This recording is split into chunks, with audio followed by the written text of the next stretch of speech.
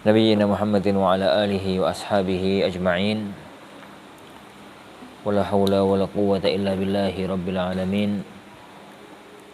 Asyhadu an la ilaha illallah wahdahu la syarikalah, ilahul awwalin wal akhirin, wa asyhadu anna Muhammadan abduhu wa rasuluhul mab'utsu rahmatan lil alamin, amma ba'd. Tabi'al ikhwah, alhamdulillah kita lanjutkan kajian kita mempelajari ilmu usul al-fiqh dengan panduan Manzumah An-Nazm Al-Murattab fi Usul al-Fiqh Al-Muhabbab.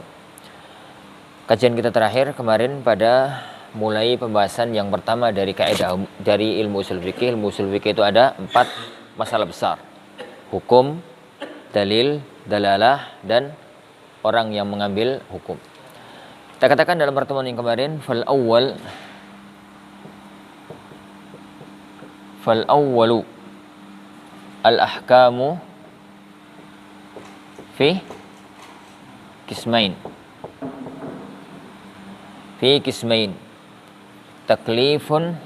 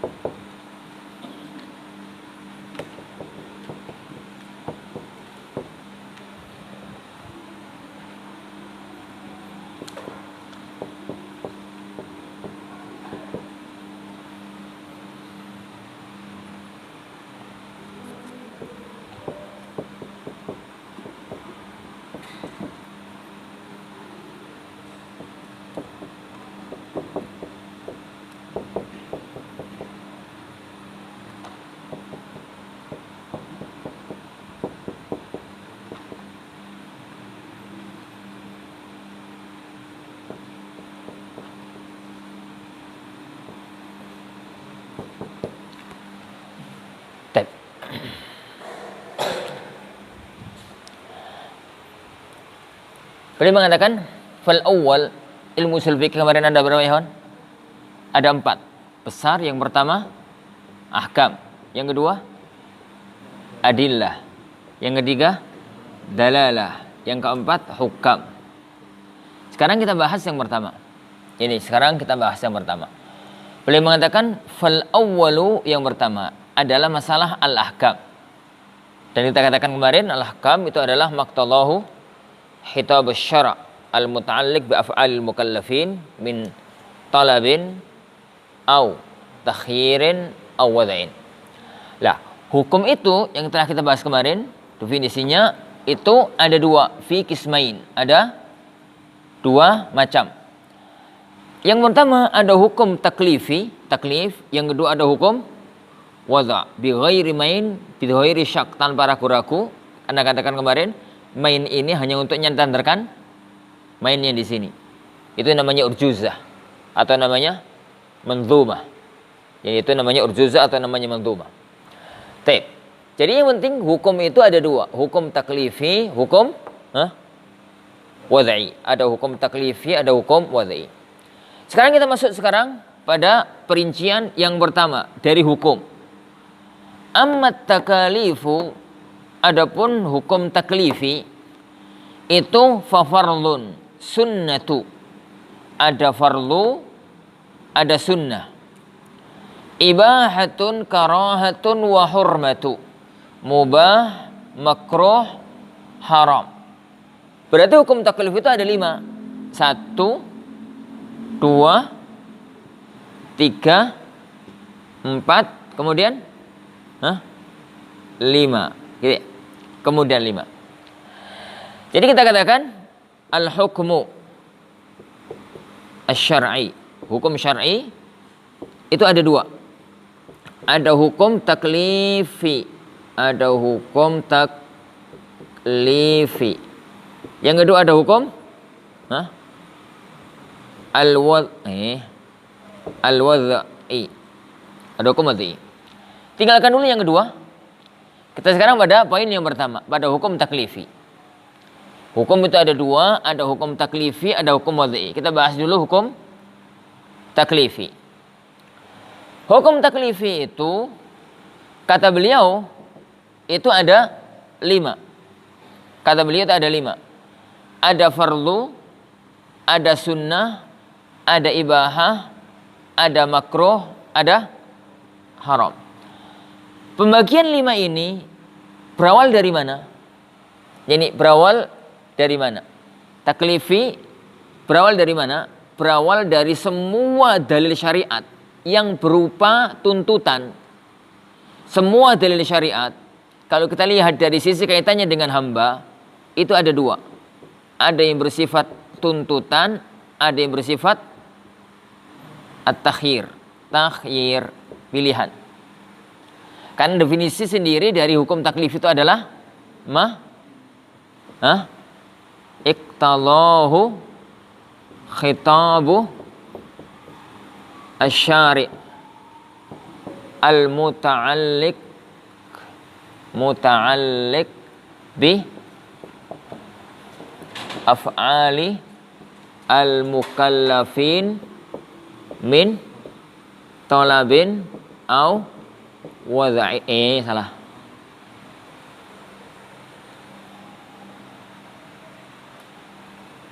Ikan ibu toh? Au tahyir. Hukum taklif itu adalah sesuatu yang dituntut oleh ucapannya syariat, oleh Al-Quran dan As-Sunnah, tapi hanya yang berkaitan dengan perbuatan hamba. Jadi khitabus syara' ada yang berkaitan dengan cerita masa lalu, ada yang berkaitan dengan peristiwa yang akan datang, ada yang berkaitan dengan ini, ada yang berkaitan dengan itu. Jadi hukum taklifi itu hanya firman khitabus syara' itu kan firman Allah sama sabda Rasulullah SAW yang berkaitan dengan perbuatan hamba. Itu yang berupa tolab, kadang-kadang itu berupa tuntutan, terkadang berupa pilihan. Maka saya katakan, hukum taklif itu ada 2 kemungkinan. Ada yang berupa tolab, ada yang berupa takhir. Apa itu tolab? Tuntutan. Ada yang berupa pilihan. Nah, yang tuntutan itu ada 2. Ada tuntutan al-fi'al, tuntutan untuk dikerjakan, ada tuntutan untuk ditinggalkan. Tuntutan untuk dikerjakan ya kerjakanlah.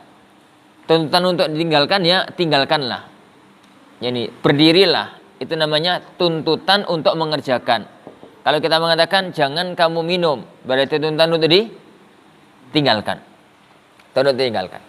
Tuntutan syariat, baik itu datang dari Allah dan Rasulnya, itu ada yang nuntut untuk kita kerjakan, ada yang nuntut untuk kita tinggalkan.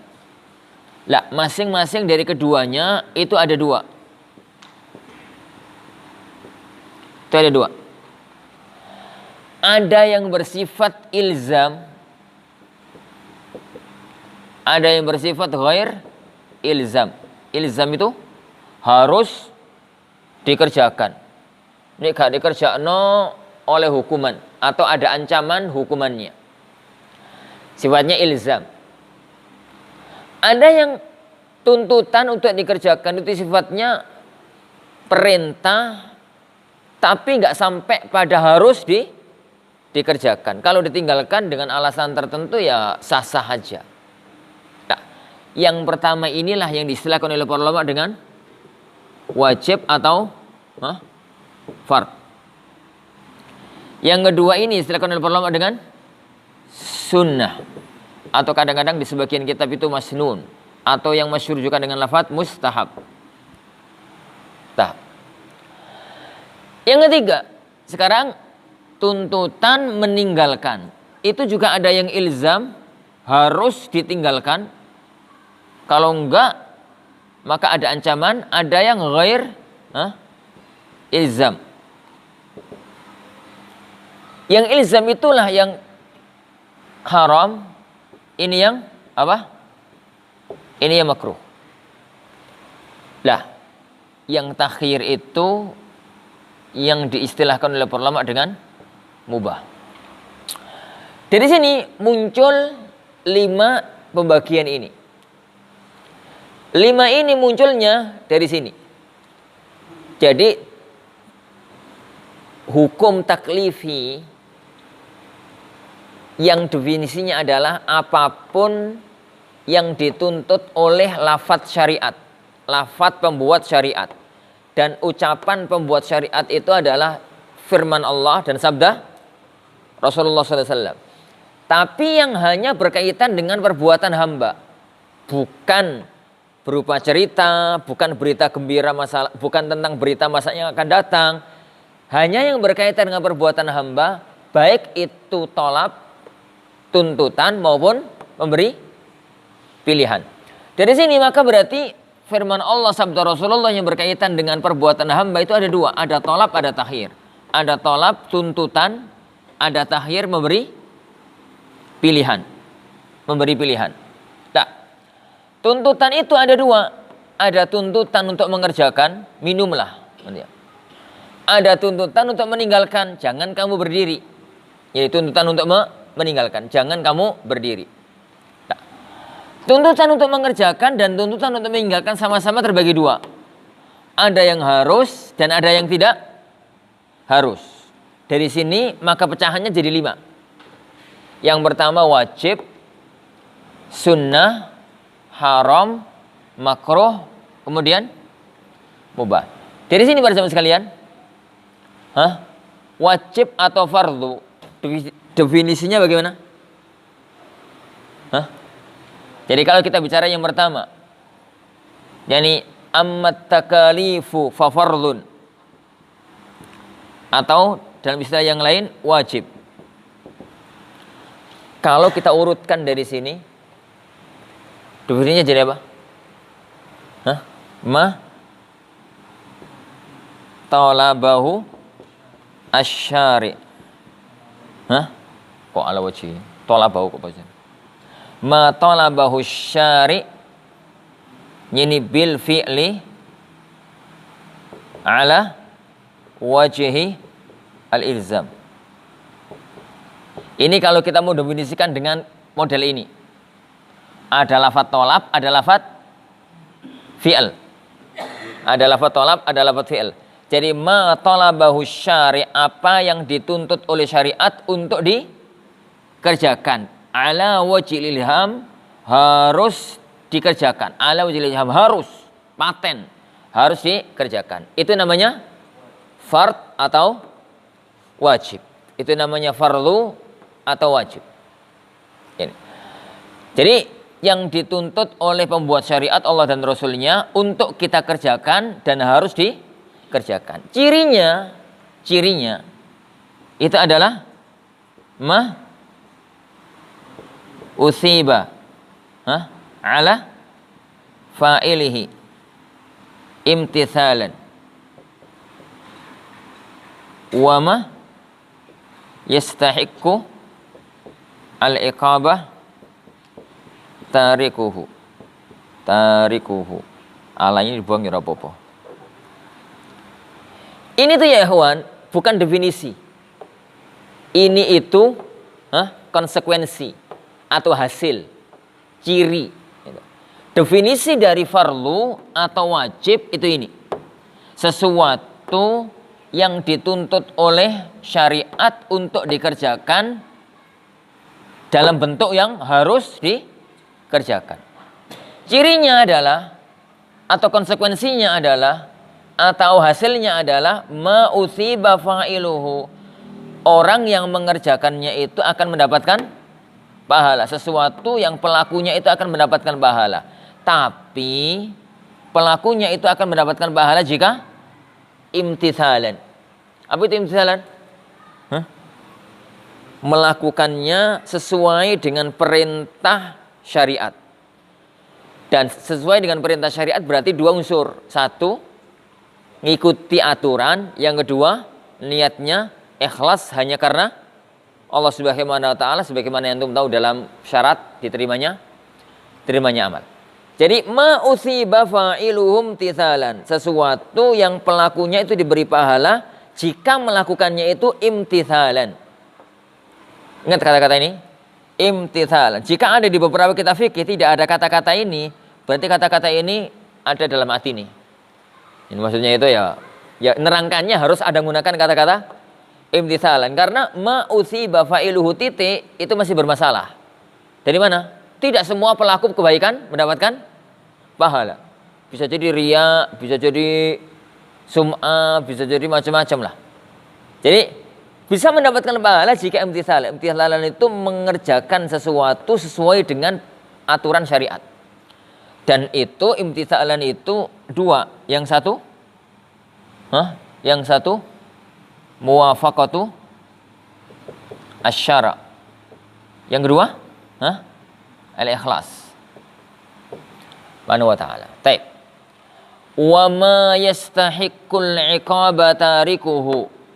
Dan orang yang meninggalkannya berhak mendapatkan ancaman. Berhak yani untuk mendapatkan ancaman. Berhak untuk dihukum bagi orang yang meninggalkan. Kenapa kata-katanya berhak bukan langsung wa yu'aqabu tarikuhu? Di sebagian kitab usul fikih itu lafadznya begini, wa yu'aqabu tarikuhu. Orang yang meninggalkan itu dihukum. Kalau ada di beberapa kitab usul fikih lafadznya itu orang yang meninggalkan yang wajib itu dihukum, maksudnya itu bukan langsung dihukum, tapi ini maksudnya berhak untuk mendapatkan hukuman. Kenapa?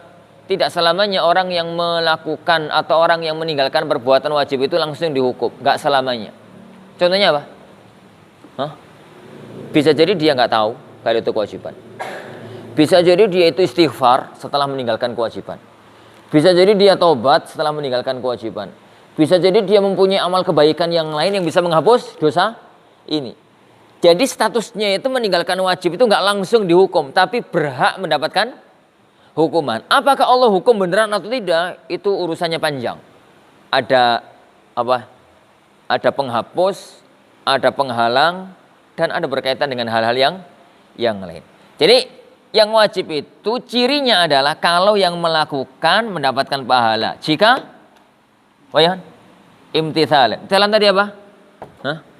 Melakukan sesuai dengan yang disyariatkan, yaitu sesuai dengan syariat, ittiba bahasa kita sama ikhlas. Yang kedua, wa ma yastahiqqul iqaba tarikuhu. Orang yang meninggalkan berhak mendapatkan hukuman. Itu namanya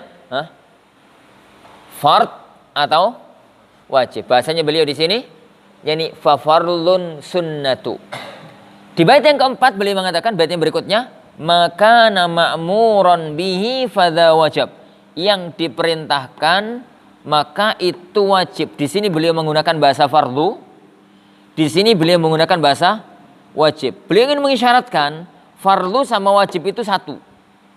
Beliau ingin mengisyaratkan fardu sama wajib itu satu. Dan itu istilah jumhur. Jadi wajib sama fardu itu ya ikhwan, itu satu makna, itu dalam istilah jumhur usuliyin dan jumhur fuqaha. Tapi ada yang membedakan antara fardu dengan wajib.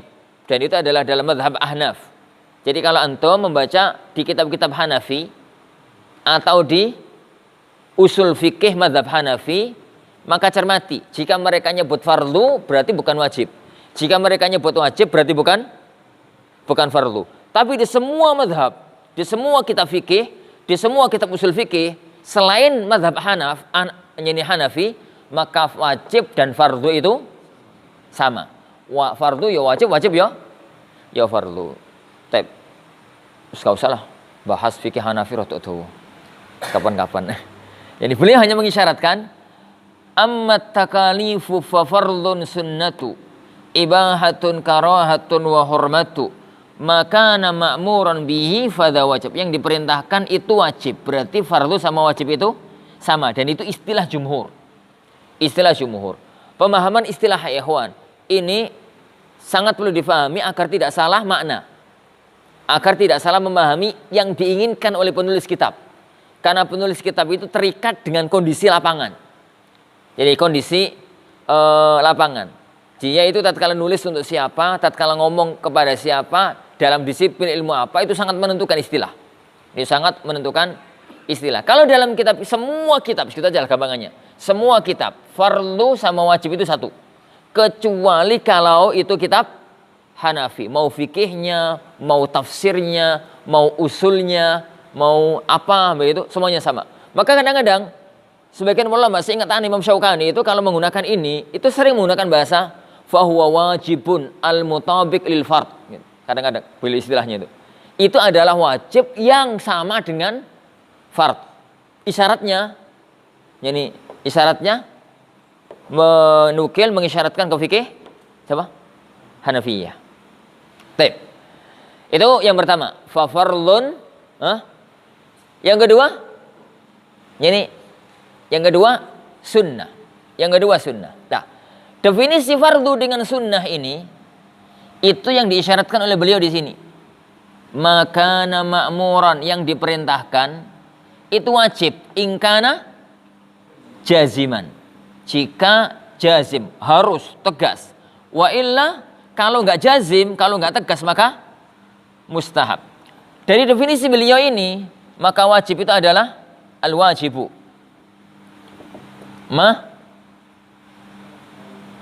makana ma'muran amara bihi asyari, yani jaziman. Itu. Tapi enak iki ya definisinya, gak dawa. Timbang dek ini dawa. Ini Anda definisikan dengan definisi ini karena untuk ngurutkan ini. Untuk ngurutkan sini. Jadi kalau kita urutkan dengan sini, maka taklif itu ada talab, ada takhir. Talab itu ada fi'il, ada tarak, gitu. Nah, masing-masing ada ilzam atau ghairul ilzam. Ilzam dengan jazm itu satu makna. Ilzam atau jazm itu satu lafaz. Satu lafaz. Makanya definisinya menjadi ma talabahu syari'u bil fi'li ala wajhi al-ilzam. Tapi kalau kita mengambil definisi ini, dan definisi ini lebih bagus karena lebih pendek. Jadi makana ma'muran bihi fadza wajib, yang diperintahkan itu wajib. Ingkana jaziman, jika harus dikerjakan. Wa illa, kalau enggak harus maka mustahab. Maka dengan lafaz ini definisi wajib adalah ma'amara bihi syari' jaziman. Ini lebih gampang. Jadi yang diperintahkan oleh pembuat syariat dengan bentuk jazim, tegas, harus dikerjakan. Ciri harus dikerjakan ini kembalinya ke sini. Kalau pelakunya mendapatkan pahala imtithalan, kalau meninggalkannya maka berhak mendapatkan dosa. Wallahu a'lam. Ya, sampai sini. Ada masalah? Kalau mustahab kita bahas belakangan. Beliau bahas satu lanjut, satu lengkap, baru sunnah, baru semacam itu. Ini hanya untuk menggambarkan dari mana 5 istilah ini muncul. 5 istilah ini muncul dari yang saya gambarkan tadi. Kita bahas sekarang satu per satu. Jadi satu per satu kita mulai dari pembahasan fard atau wajib. Kita lanjutkan. Beliau mengatakan muwassa'un mukhayyarun wa ma tulib kifayatan wa aksuha kullun yajib.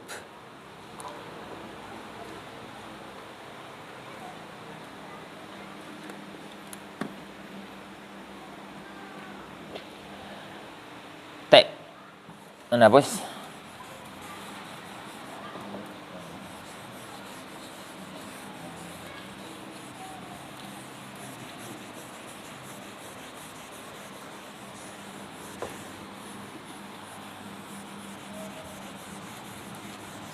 Kata beliau, hafizahullah, muwassa'un.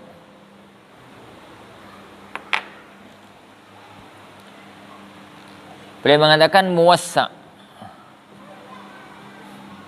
Muwassa'un mukhayyarun wa ma tulib kifayatan wa aksuha kullun yajib. ma la yatimmu wajibun illa bihi fawajibun fahris ala tilab.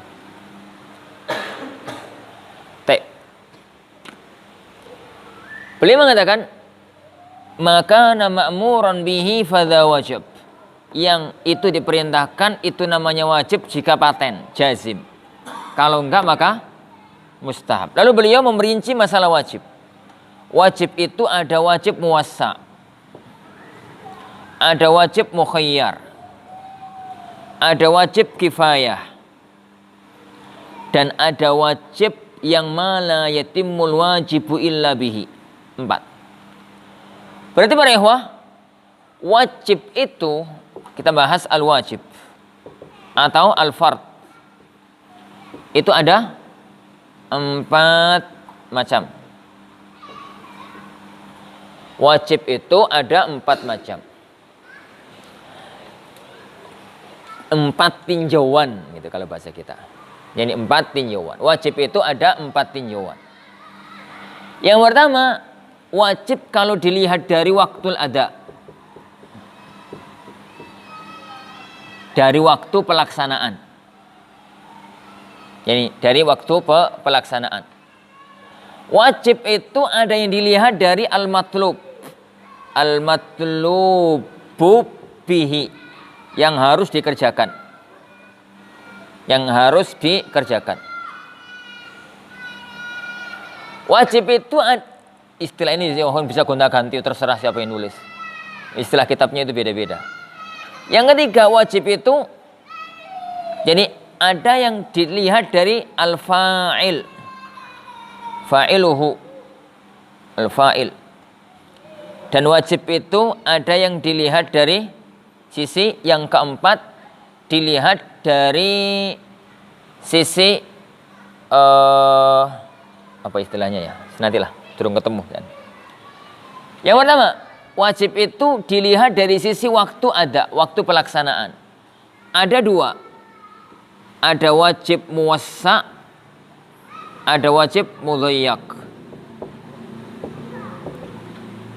Jadi boleh mengatakan muwassa'un, mukhayyarun, wa ma tulib kifayatan wa aksuha. Wa aksuha dan kebalikannya. Aks dari muwassa itu mudhayyak. Aks dari mukhayyar itu muayyan. Jadi kita bahas ini. Yang dari kalau dilihat dari apa yang harus dikerjakan, itu wajib itu ada 2. Ada mukhayyar, ada muayyan.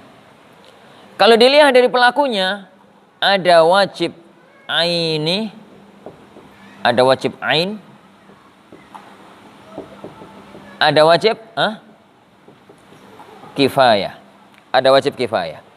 Jadi beliau mengatakan di sini muwassa, mukhayyar, kifayah, gitu ya. Wa aksuha, aksuha kembali kepada semua yang disebut tadi. Berarti akes lawan kata dari muwassa, lawan dari mukhayyar, lawan dari kifayah. Berarti muncul 6. Gitu ya.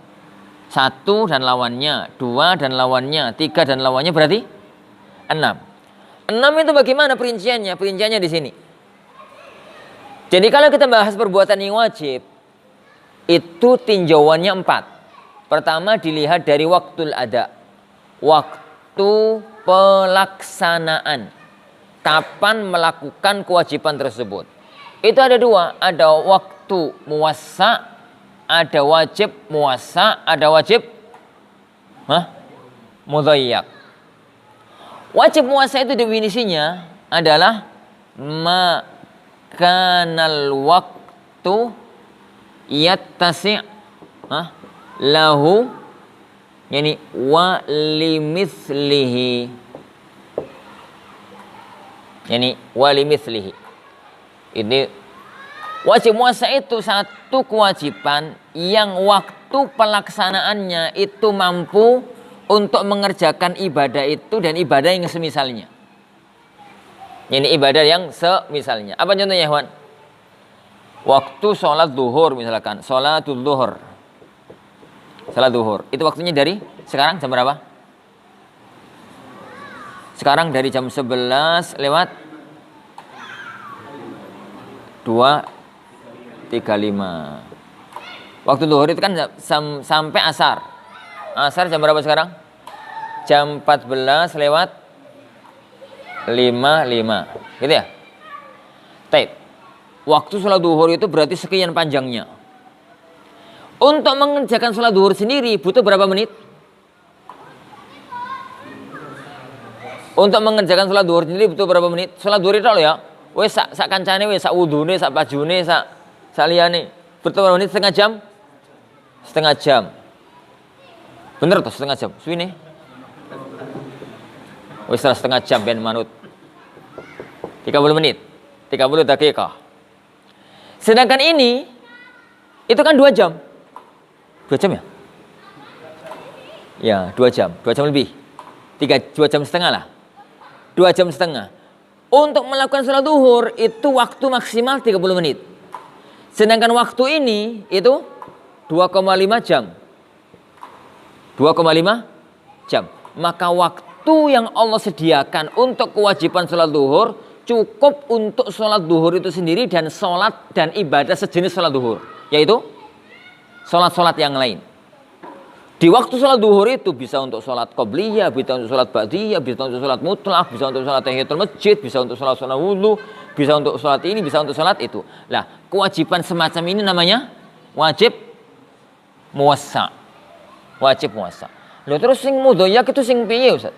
Mudhoyak itu makanal waqtu yattasi lahu faqat. Yani ma kanal waqt la yattasi' illa lahu faqat. Ini wis gak apa-apa, tambah ya faqat. Yani gak faqat ya ora apa-apa. Yani maka waktu yang mana waktu yang Allah sediakan untuk melakukan ibadah itu nggak cukup kecuali untuk ibadah itu tok, nggak bisa ibadah yang lain, yang sejenis loh ya, yang sejenis. Apa contohnya? Saumu Ramadan, puasa Ramadan. Puasa Ramadan itu kewajibannya syahr. Kewajibannya itu 1 bulan. Allah ngasih waktu juga. Allah ngasih waktu juga 1 bulan. Jadi puasa Ramadan itu wajibnya dari tanggal 1 sampai tanggal 30. Nih bulan itu 30 Ramadan. Wajibnya puasa 30 hari, waktunya juga 30 hari, ngepres. Jadi selama Ramadan mau ngerjakan puasa yang lain nggak bisa. Yuk, Ramadan itu tok, begitu selesai Ramadan, begitu habis waktu. Itu namanya wajib mudhoyak. Jangan katakan Ustaz kan bisa sholat, bisa zakat, bisa baca Quran. Anda katakan ibadah yang sejenis, yang semisal. Jadi selama Ramadan itu nggak bisa kemudian poso Daud, nggak bisa poso, jadi kemudian poso ini tidak itu. Jadi poso cuma Ramadan tok. Wajibnya 30 hari, waktu ini juga 30 hari ngepres. Pres itu antara kewajiban dengan waktu itu pres, nggak kurang, nggak ono lebih, maka namanya wajib mudhoyak. Maka namanya itu wajib mudhoyak. Ada contoh lain? Ada contoh lain ya, Ikhwan? Haji.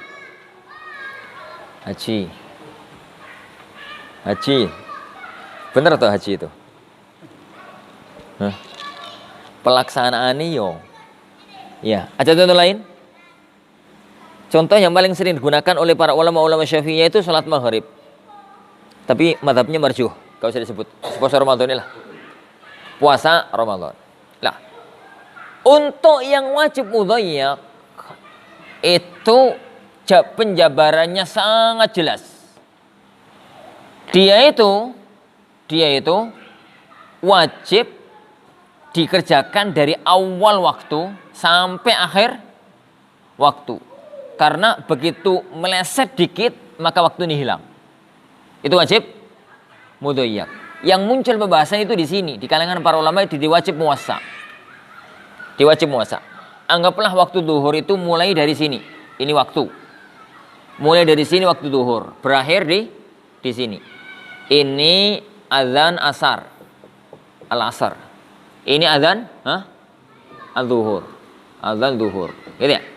Waktunya terbentang selama 2,5 jam. Sedangkan waktu salat zuhur sendiri butuhnya cuma 10 menit, 15 menit. Untuk salat zuhur maksimal ya setengah jam lah. Sa udune, sa ini nih, sa itu nih.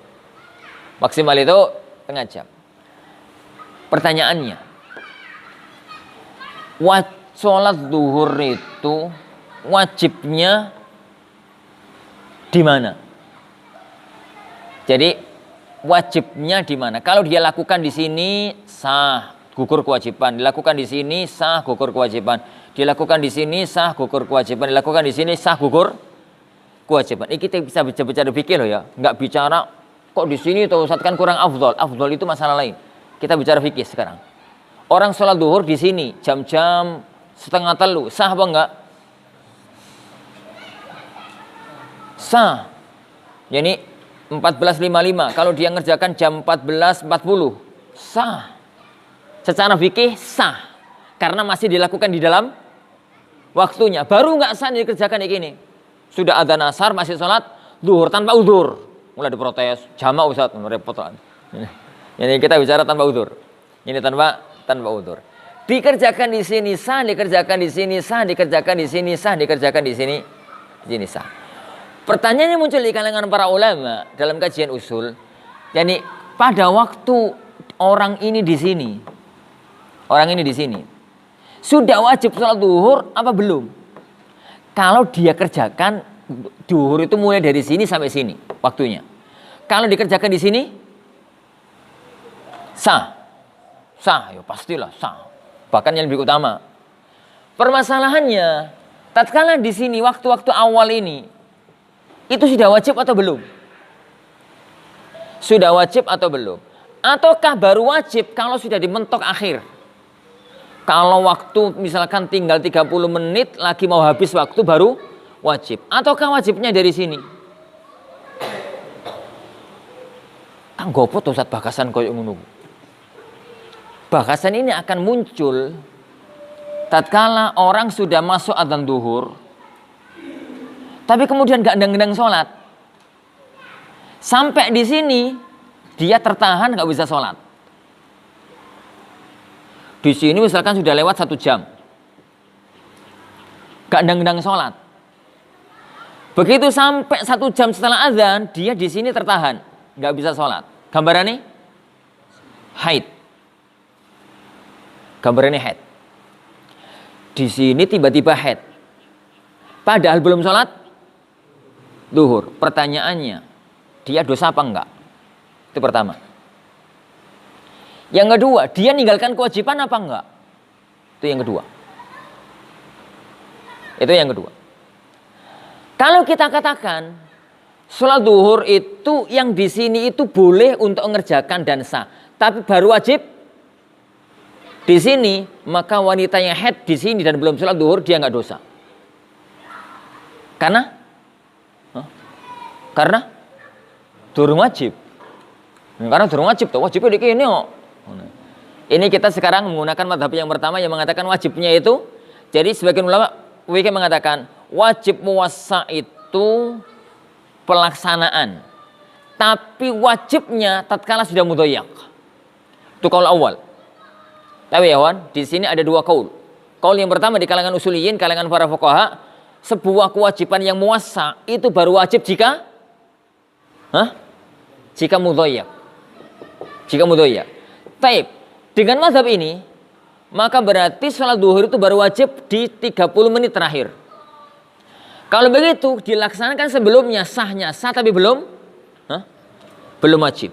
Konsekuensinya, jika dia 1 jam setelah adzan duhur belum sholat duhur, tiba-tiba haid, maka dia nggak dosa. Yang pertama, yang kedua tidak ada qadha. Tidak ada qadha dalam arti nanti kalau sudah suci seminggu kemudian sholat duhurin nggak wajib diqadha. Kenapa? Ya kan durung wajib, apa yang dikolok durung wajib? Yang durung, ini belum wajib. Taib. Yang ketiga, contoh lain, kalau di sini dia mati kena jantung, tabrakan, tembak uang. Pokoknya 1 jam setelah adzan zuhur durung sholat. Ya jagungan, ya opo, pokoknya biasa wong-wong itulah. Lah, 1 jam kemudian mati. Di hadapan Allah dia itu punya tanggungan sholat zuhur apa enggak? Di hadapan Allah ini. Dia punya tanggungan kewajiban sholat zuhur yang belum dikerjakan atau tidak? Kembali kepada masalah kita.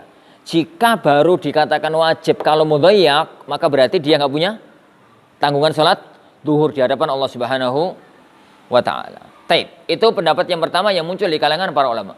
Kamu ya di sini? Mumet ya? Enggak. Sebagian ahli ilmu mengatakan, yakni wajibnya itu min bidayatil muwassa. Sejak awal waktu muwassa itu sudah wajib. Hanya boleh dikerjakan sampai akhir. Jadi konsepnya dibalik. Kalau yang pertama, pendapat yang pertama itu mengatakan wajibnya di sini. Ini wes mepet. Tapi boleh dikerjakan sejak awal, bahkan lebih utama. Sebagian ulama mengatakan walik mas. Ini yang jenenge sholat zuhur itu kawit sini, wajibnya dari sini. Hanya waktu ini boleh molor sampai sini. Waktu ini maksudnya boleh molor sampai sini, dikerjakan di sini tetap sah. Urusan orang itu dianggap nyepelekan, dianggap itu bukan kajian usul kalau itu. Ini itu kajian lain. Ini. Tapi di kajian fikih yang penting wong zuhur sholat di sini sah, gitu ya. Dalam pandangan yang kedua, wajib itu mulai di sini. Di sini sudah wajib. Hanya waktu ini boleh diolorkan sampai sini. Konsekuensi dari pendapat yang kedua, jika 1 jam setelah zuhur dia terhalangi nggak sholat, dia terhalangi nggak sholat, maka orang ini wajib qadha. Kapan qadhanya? Nanti seminggu kemudian kan suci. Suci ini jam 9 pagi. Maka mandi terus sholat zuhur ngondok seminggu yang lalu. Dan di mazhab inilah jumhur para ulama. Di mazhab ini jumhur ahlul ilm. Jumhur para ulama berada di mazhab ini. Bahwasanya namanya wajib muwassa itu wajibnya dari awal. Makanya dia digesa oleh syariat untuk mengerjakan dari awal. Lah adapun ni ono uzur ya monggo sampeyan ngerjakan sampai di sini, yang penting enggak sampai tembus asar. Yang penting enggak sampai tembus asar. Silahkan diundur. Tapi hukum asalnya dari sini. Begitu ternyata di sini ada uzur, maka berarti ada beban kewajiban yang belum dikerjakan. Itu bisa dikerjakan kalau sudah uzurnya hilang. Berarti kalau sudah apa? Sudah tadi sudah suci. Ini sudah suci. Lah, berangkat dari situ juga. Ini berangkat dari itu juga. Orang ini berarti di hadapan Allah kalau mati di sini dia punya kewajiban, dia punya beban masalah zuhur. Dia harus bertanggung jawab di hadapan Allah. Kalau dalam hati pertama, ditakoni Allah apa durung salat?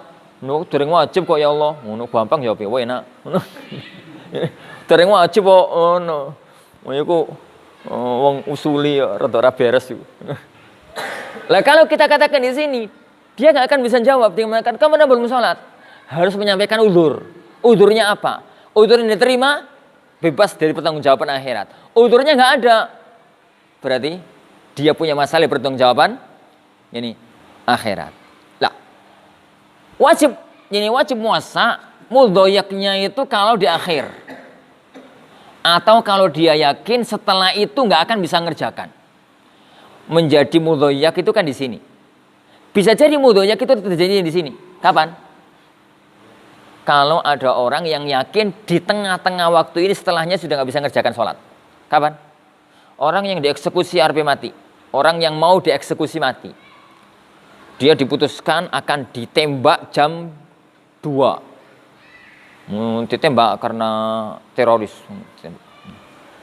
Jadi zuhur di sini dia itu akan dieksekusi jam 2. Jadi jam 2 kurang 1/4 itu sudah harus keluar dari penjara, mau dibawa ke ruang tembak. Maka di sini menjadi wajib apa namanya? Wajib mudhayyak. Gak nunggu sampai akhir. Karena di sini dipastikan secara hukum akal ya, bahwasanya dia tidak akan lagi bisa mengerjakan sholat duhur setelahnya. Jadi di wajib mudhayyak masalah nggak ada. Kenapa? Ya waktu ini pres. Ya, dari awal sampai akhir. Masalah ini muncul di wajib muwassa. Masalah ini muncul di wajib yani muwassa. Tapi ya, sekarang fikih haji coba diterapkan dengan kaidah ini. Kenapa fikih haji itu kok muncul? Yani apakah haji itu alal faur ataukah tidak? Berawalnya dari sini. Sekarang coba kita rumuskan dengan rumus yang sama. Dari semacam ini ya, kawan kita itu kadang-kadang mampu dengan bagus memahami. Oh alah, makanya ono sebagian para ulama itu kok fatwanya kok nyuwantai itu karena berawal dari tata berpikir ini. Berawal dari cara berpikir ini. Dan di antara mereka Ibnu Taimiyah. Ibnu Taimiyah memegang mazhab ini. Makanya boleh mengatakan, ini ada orang haid di sini nggak ada kewajiban qadha inda Syekhul Islam. Kenapa? Durung wajib kok. Ngono kata beliau. Wajibnya ku ndek kene, Mas. Ngono. Di sini itu durung wajib. Nek sampean kerjaano itu api, tapi kajiannya itu bukan masalah bagus dan tidak. Wajib apa? Di sini itu durung wajib. Wong masih bisa di sini, masih bisa di sini, masih bisa di sini, masih bisa di sini. Di sini belum wajib. Tatkala durung kerjakan, ya wis durung wajib. Akhirnya boleh mengatakan bahwasanya nggak ada qadha bagi orang yang haid di sini nggak ada qadha indahu, dan orang-orang yang sepakat dengan beliau, dan itu pendapat sebagian para ulama. Berawalnya dari mana? Berawalnya dari masalah mudhayyak, yani wajib muwassa itu apakah wajibnya saat sudah mudhayyak atau wajibnya kalau jejak dari awal muwassa'nya. Ya? Bisa dipahami? Mumet tuh. Lah, enggak boleh insyaallah. Sekarang bahas haji.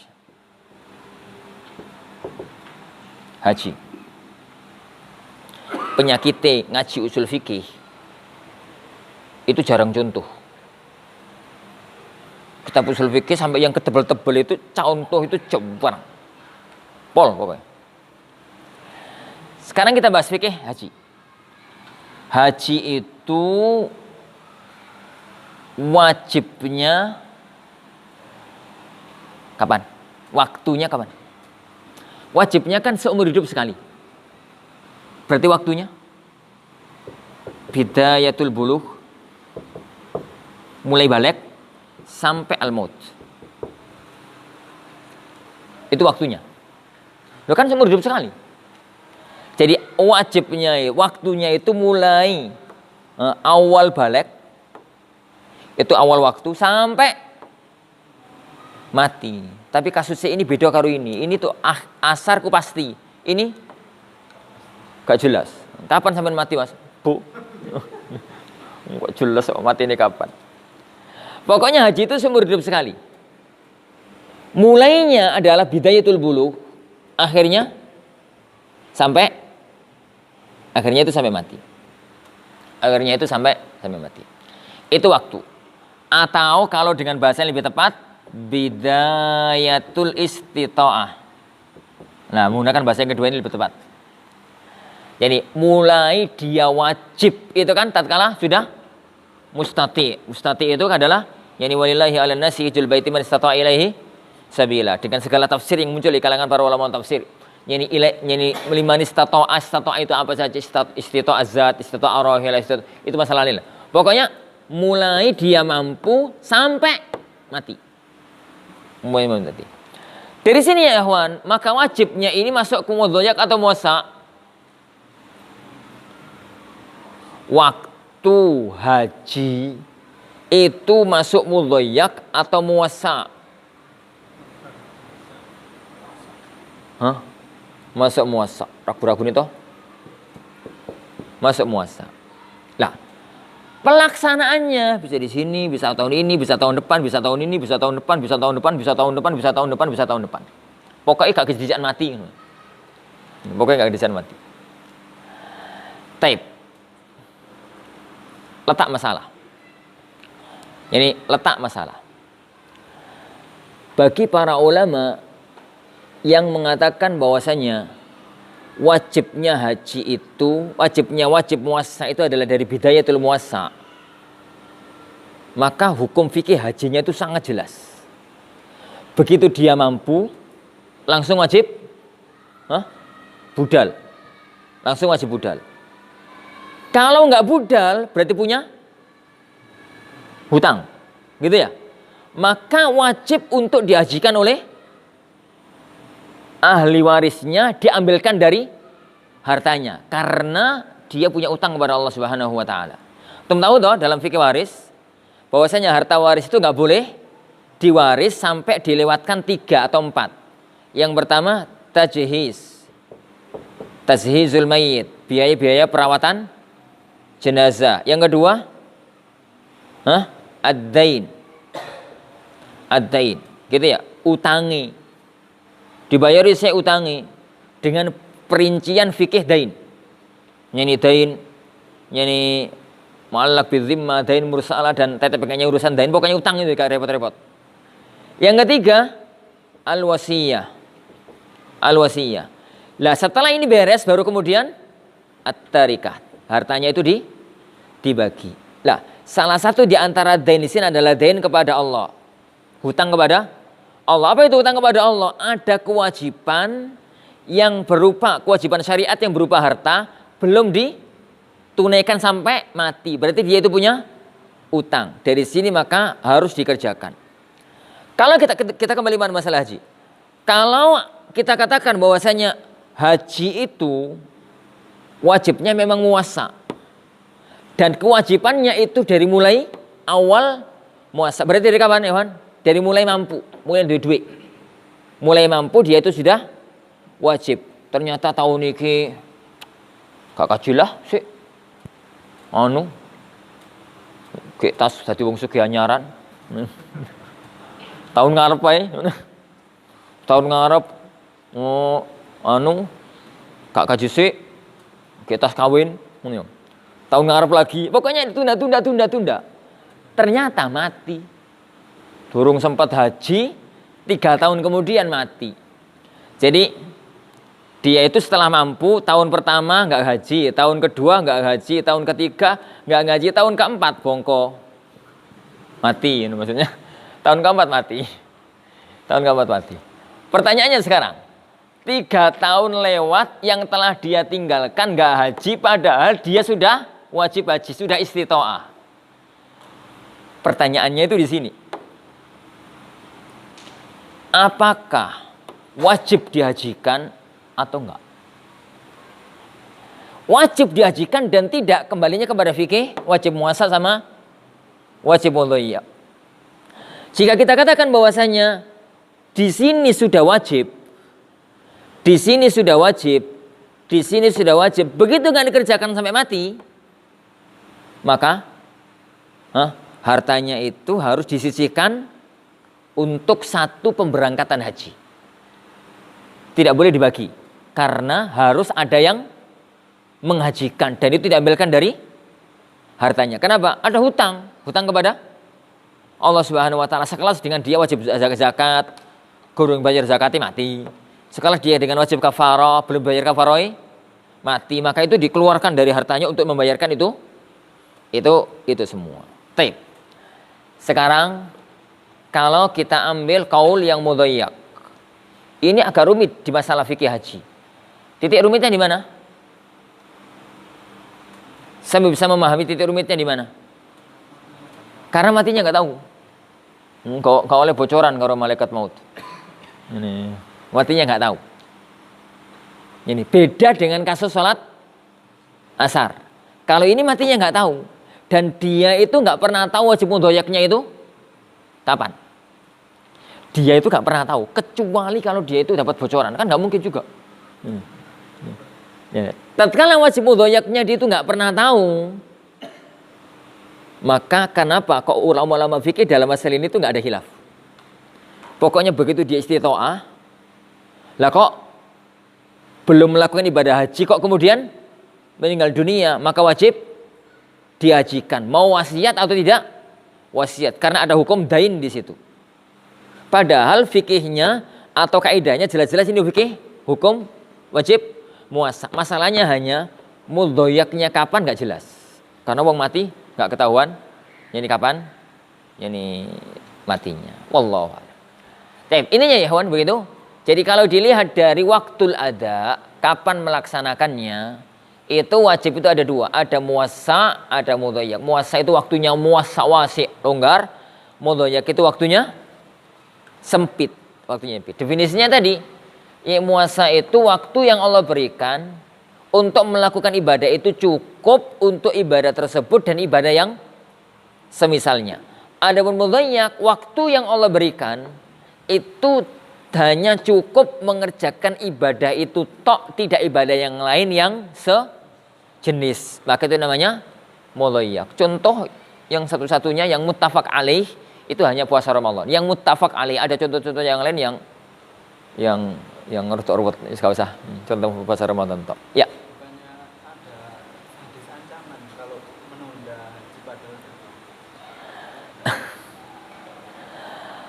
Tabi'ah. Jadi yang kita bahas itu adalah mengenai masalah penerapan kaidah muasa mudhoyak. Yang antum sampaikan itu mirip-mirip, bukankah Ustaz ada ayat ancaman yang orang itu nunda-nunda salat? Persis. Fawailun lil musallin alladzina hum an salatihim sahun. Tapi secara kajian fikih bagaimanapun juga sholat duhur di kini itu sah. Kita bicara sah loh. Kita bicara sah. Nggak punya unsur turu remian dominuan, gaplean, nggak sholat. Setengah jam mau asar baru geragapan sholat. Pertanyaannya sholatnya sah apa enggak? Sah. Tapi dosa.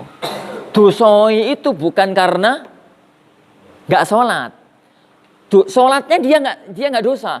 Dosa itu karena nunda-nunda. Nah, hadis yang antum sampaikan itu juga sama persis. Dia nggak haji di sini, nggak haji di sini, nggak haji padahal mampu. Itu dosa. Dosanya bukan karena hajinya, karena nunda-nunda. Tapi sebenarnya secara kaidah dia itu ngaji di sini, haji di sini, haji di sini, haji di sini itu sah-sah aja. Nek yakin mati ini durung. Masalah itu gak yakin tuh mati ini durung. Itu yang membedakan antara fikih ini dengan fikih yang ada di sini. Itu sangat erat berkaitan dengan masalah tadi loh. Kenapa kok para ulama itu masalah puasa, masalah sholat, masalah itu dan lain-lain yang ada kaitannya dengan muasa dan mudhoyak itu berselisih ya, karena memang dari usulnya berselisih. Usul fikih itu kan timbangan fikih, alat masai. Ya alat masai beda ya mesti beda. Sitoke wajan, sitoke panci. Ya masak sego pakai wajan, masak sego pakai panci ya beda lah. Hasilnya tetap beda. Bagaimanapun juga. Ya. Mana? Kalau seandainya wajibnya di akhir, kenapa dosa kalau kita ulur waktu? Apanya? Kalau seandainya wajibnya kan di akhir, terus kenapa kita dosa kalau ngulur waktu? Anda katakan dari tadi bukan dosa sholatnya, dosa meremehkan. Jadi ilmu syariat itu ya kawan, itu semakin lengkap kajiannya itu semakin bagus. Tapi jenenge belajar itu titik per titik. Orang itu nih ngerti usul terus ngerti fikih tok, gak ngerti yang lain, itu bahaya. Aku pernah marah-marah sama anak-anak Al-Furqan. Gara-gara itu anak pernah tanya sama musyrif. Kenapa anak-anak itu kalau sudah waktunya sholat kok masih rawami di tempat sholat? Di tempat sholat, tempat wudu. Ya sudah sering anak nasihati Ustaz. Alasannya itu kan man adraka rak'atan minas shalah faqad adrakas shalah. Jadi yang nemui ruku berarti nemui satu rakaat. Padha ya Ustaz, dari mulai Al-Fatihah atau masuknya itu kuntu turaba pokoknya durung ruku ya berarti mendapatkan satu rakaat. Ini kan bocah kepinteran tapi ya gak pati bener. Bocah pinter tapi ya gak pati bener. Anak marah teman. Masya Allah. Itu fikihnya mendahului adab. Makanya kenapa dulu para ulama itu mendahulukan kajian adab dibandingkan kajian ilmu. Ilmu sudah ada, gak punya adab, itu bahaya banget. Ini pinter-minteri dalil. Ini orang yang semacam ini ya, kawan, tanpa ada yang ta'zimu sunnah, tanpa ada ta'zim waktu, tanpa ada ini, tanpa ada itu, roto-roto sholat ini gini. Kenapa? Kini sah kuno sah doai. Mau nak gaplean sih. Loro kabeh. Nah, tapi kalau kita padukan dengan masalah adab sholat, kita padukan dengan masalah tazkiyah, kita padukan dengan masalah raqaiq, ilmu raqaiq ya kawan. Kita padukan dengan masalah fastabiqul khairat, dan semua itu bukan kajian fikih. Kita bahas fastabiqul khairat, masalah yakni mengharap surga yang tertinggi, masalah ini, masalah itu sudah bukan kajian fikih, itu sudah di luar konsep fikih. Lah, kita itu sedang ngaji di titik di titik fikih. Anda katakan, untuk urusan sholatnya dia nggak dosa. Toh dia ngerjakan sholat pada waktunya. Tapi masalah itu adalah sahun, saha. Sahanya itu ya masalah. As-sahu, lalai. Lalainya itu ya bisa lalai ngulur-ngulur waktu, bisa lalai gak sholat, bisa lalai ini, bisa lalai itu. Wallah. Lanjut atau wis? Sampai lagi. Songor. Ya, mana lagi? Apa syarat batal itu? Apakah bukan kamayat itu harus niat haji dulu baru boleh diibadatkan? Jadi orang yang sudah wajib haji, kemudian dia itu sudah mati sebelum berhaji, itu ada beberapa kemungkinan. Kemungkinan yang pertama, dia sudah wasiat. Kalau dia sudah wasiat, itu jelas masalahnya. Berarti titiknya di wasiat. Di wasiat. Yang kedua, kalau dia itu sudah bisa dibaca niatnya. Niat itu kan urusan batin. Kita nggak tahu kalau dia ngomong, aku sarpe haji. Ngono ya. Yani ngomong, atau kalau zaman sekarang sudah daftar haji, itu kan berarti sudah ada niat. Yani sudah ada niat. Itu masalahnya juga jelas. Yang masalah yang terakhir itu adalah kalau wasiat enggak, kebaca niatnya enggak, tapi wajib hajinya secara zahir iya.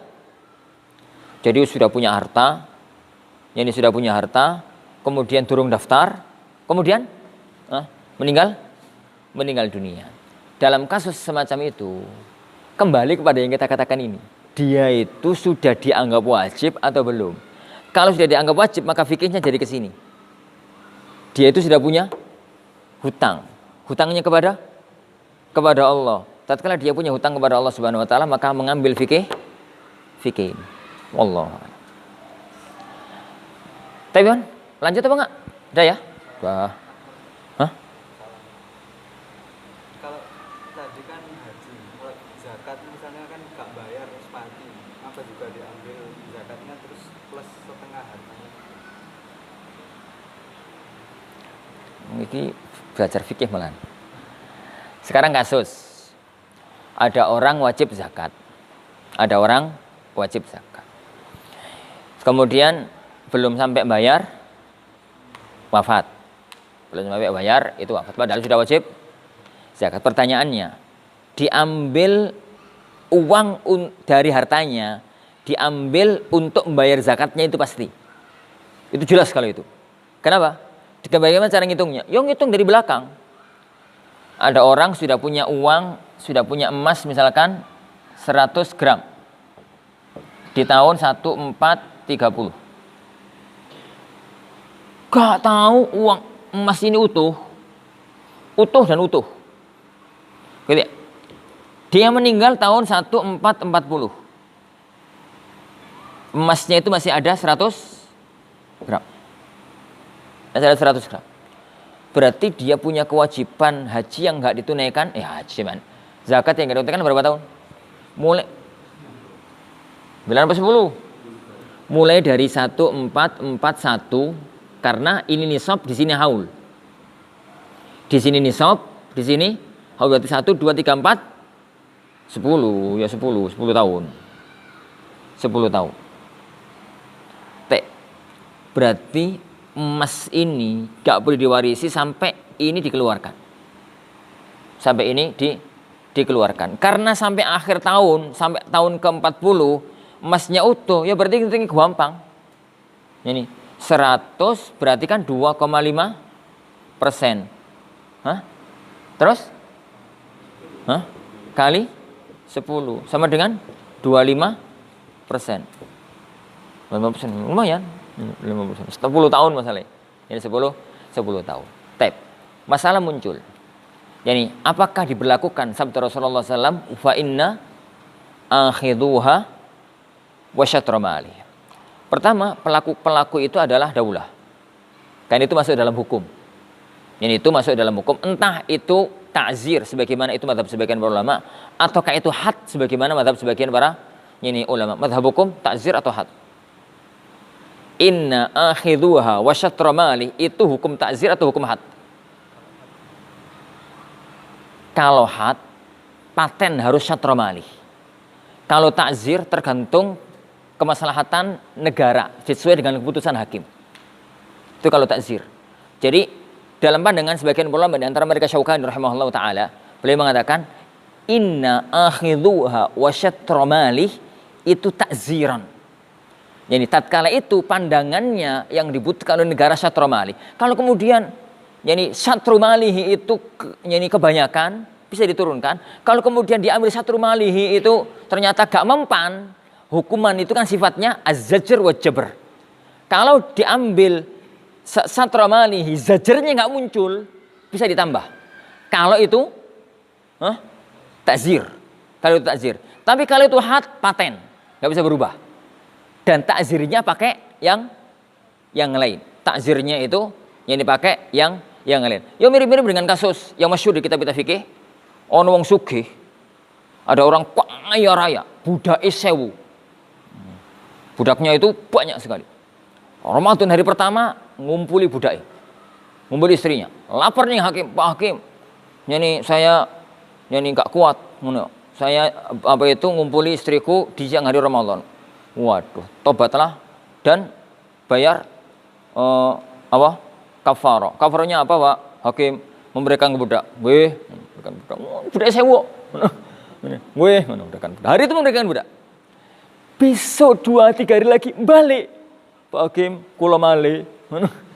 Saya yang kemarin itu gitu lagi. Waduh, kamu itu. Wes, lagi berikan budak. Oh, nggih. Berikan budak. Dapat 2-3 hari kemudian balik lagi. Hakim mikir-mikir, ini apa wong iki? Telit-telitin, kamu itu napa toh? Gitu, karena dia itu nggak ada beban. Hakim itu mikir, ini kalau tak suruh bebaskan budak lagi, nyantai, 1000 kurang 3 yo. Jadi nuansa hukuman itu hilang, nggak ada nuansa zajr, nggak ada nuansa nakalan minallah. Balasan hukuman itu nggak ada, nuansanya itu nyantai. Yo duit 1 juta kalau ngetokno 1000 kan ya nyantai ngono. Kelangan duit 1000 guyang-guyu enggak ada masalah. Ini enggak ada masalah. Nuansa zajr ingin dia munculkan. Masalah yang muncul. Boleh enggak hukum itu dirubah? Oh, karena kamu dikasih hukuman memerdekakan budak gak kapok, wes. Puasa 2 bulan berturut-turut. Nangis. Nangis, jerit-jerit. Nangis jerit-jerit. Nuansa zajrnya ada, tapi merubah hukum. Ataukah tetap memerdekakan budak, tapi nuansa zajrnya nggak ada. Masalah semacam itu kembalinya adalah kepada fikih kafarah itu hudud atau ta'zir. Fikih kafarah itu hudud atau ta'zir ya ikhwan? Hudud, paten kalau itu. Fikih kafarah itu hudud. Berarti memerdekakan budak itu nggak bisa digeser. Jadi mau ke-3, mau ke-4, mau ke-5, mau ke-10, lumayan ono 10 budak merdeka. Gak bisa digeser. Tapi karena zajr tidak ada, bisa ditambahkan dengan takzir. Takzirnya itu bukan karena apa? Bukan karena jimaknya itu, karena gak gelem kapok itu. Karena ngeyele itu, maka muncul takzir. Sampean merdekakan budak, nggih tapi tambah penjara ini seminggu. Ngono. Ketambahan penjara seminggu. Lah penjara seminggu itu titik takzirnya. Tapi had hudud sama sekali nggak boleh diudik-udik. Titik hudud nggak boleh diudik-udik karena itu had. Ini ya, bukan takzirnya. Muncul yang ada di kalangan para ulama tadi masalah inna akhiduha wa syatra malih. Itu apakah itu hudud ataukah takzir? Itu ada khilaf di kalangan para ulama. Di antara para ulama yang mengatakan bahwasanya itu takzir, Syaukani rahimahullah taala, meskipun jumhur mengatakan kalau itu had. Jadi kalau itu adalah had karena Rasulullah jelas-jelas mengatakan wa syatra malihi. Wa syatra malihi. Lah, kalau memang itu adalah had, maka diberlakukan dalam kondisi ini. Kalau takzir tergantung kepada hakim. Itu pun yang ada negara.